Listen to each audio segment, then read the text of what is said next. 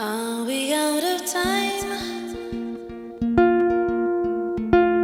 I have to make a choice that I don't. I started playing the harp as a kid. I played classical music, and then I went to music school and started producing and making electronic music, and then sort of combined those two things together.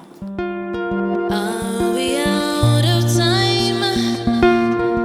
Right now, my musical references are Maurice Fulton, Daft Punk, Jesse Lanza, LCD Sound System, things like that. On the corner, my baby.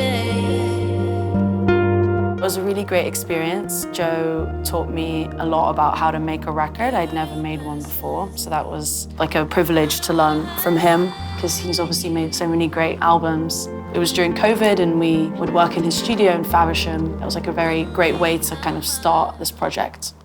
Keep my name out of your mouth, baby, I just wanna dance.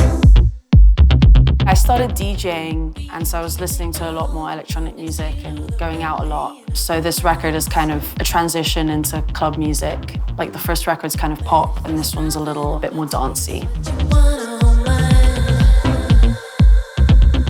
Studying in the States, I went to music school out there, and so that definitely influenced my creative process. And yeah, living in London is very inspiring. There's lots of amazing music. It's definitely starting to become part of the creative process. My mum is a costume designer, and that was always like her thing. So for a long time I was like, oh no, I'm just gonna make the music. But now I've started to get into it, yeah.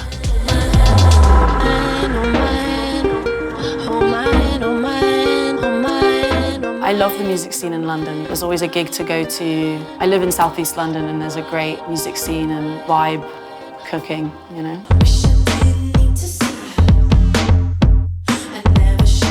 I see a lot of younger women pursuing production and producing their own music. Definitely like more than in the past, which I think is good.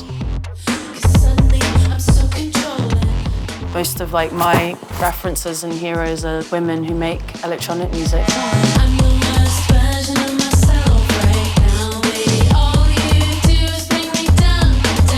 I made this album mostly on my own. It was quite a solitary experience, and I was on the internet a lot, so there's a lot of references to like meme culture. It is personal, but the corners are sort of rounded off. There's nothing too direct from my personal life, but I obviously take inspiration from my experiences and my feelings.